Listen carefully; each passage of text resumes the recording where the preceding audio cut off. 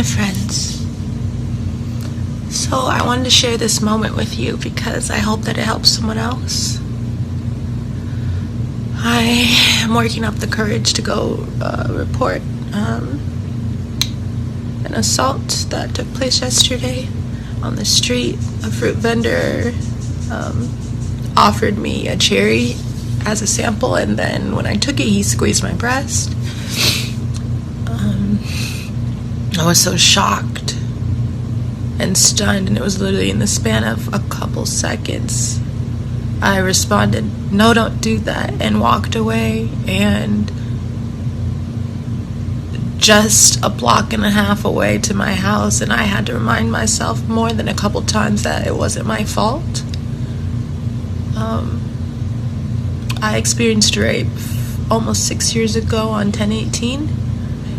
And so I know how the mind, because of the society we live in, the mind tries to place blame on the person who has been attacked. And even though I know this, it's still really hard. I don't believe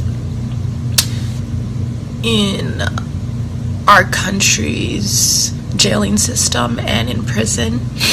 And I have many issues with police.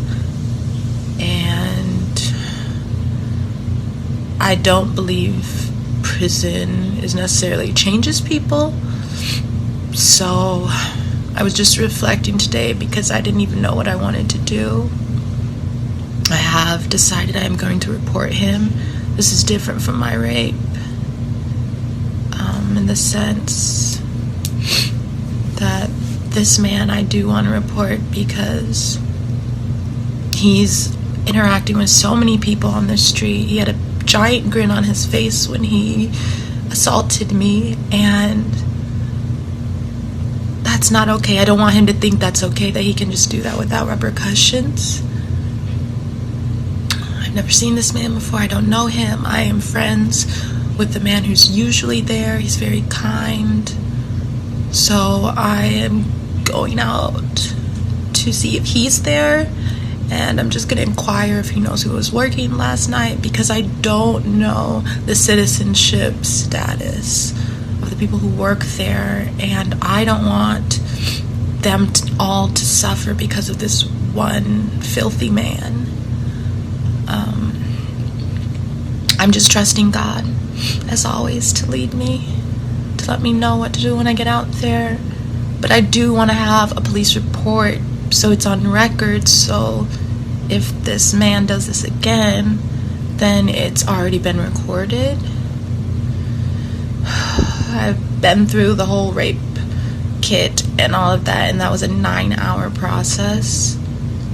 Since I wasn't penetrated, I wouldn't have to do the doctor, and that portion was about 5 hours. So even preparing just to report this, I'm anticipating to be there for a couple hours. Not really sure how things are done in New York either, because my rape took place in California.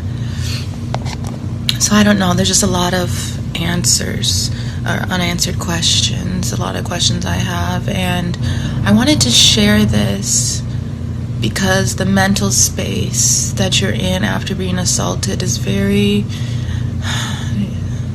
it's really hard to explain. So you feel numb, you want to act like it didn't happen, you aren't sure if it really happened.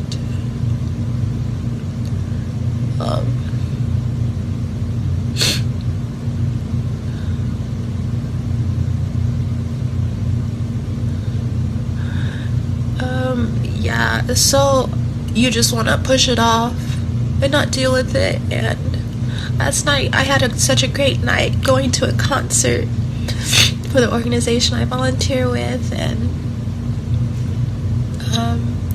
I didn't want to think about it last night, so this morning I knew I had to, and I wanted to tell my family, my mom and my sisters and my best friend, because it's important. It's so important to tell someone. It's so hard, even though it was just a text, and it's my family who loves me. I pushed back putting the text off for hours, and I was like, okay, you gotta confront this. this. And I wanted to have some solo reflection time before I decided what to do, because I didn't even think about reporting him in the beginning until one of my sisters, my best friend, mentioned it. And I have decided I want to do that after I did a spoken word, and I'm going to put that on my blog. I just use spoken word to help me, and you can do that too, friends. I just use the voice memos on my phone. I just spoke what came to me, so there are pauses because I'm just going with the flow. And then when I listened to the spoken word, I heard in it that yes, I do want to report this man, because it's so important that you do what's right for you. People will tell you to report, they'll tell you to do this, but you have to do what's right and best for you. For me, I feel like there's two reasons. People report because the justice of that person, like getting jailing or whatever, but I don't necessarily feel the jails and the way ours are set up, they're not rehabilitation centers. And I don't know, just sitting in jail, I don't know if that's going to deter you from harassing women, because that's a deeper issue. And I don't even have to go and think about all that, because it's not on me, that's on him.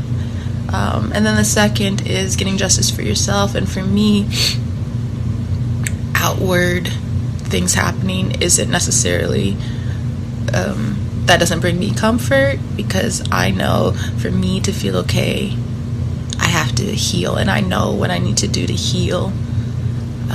But like I said, I am going to report him. But I just wanted to share this moment with you, so whether you've experienced assault or if you haven't, that you can kind of have a little insight into, what someone may be going through. And it's so important that you don't ask questions when someone tells you they've been assaulted. Don't ask them if maybe they made a mistake. Don't ask anything except what can you do to be there for them. It's hard enough for someone to tell you, and it's really invasive and inappropriate for you to ask questions. So I wanted to share that with you as well. It's also hard for me to go to the officers because I am a black female living in this world, living in America.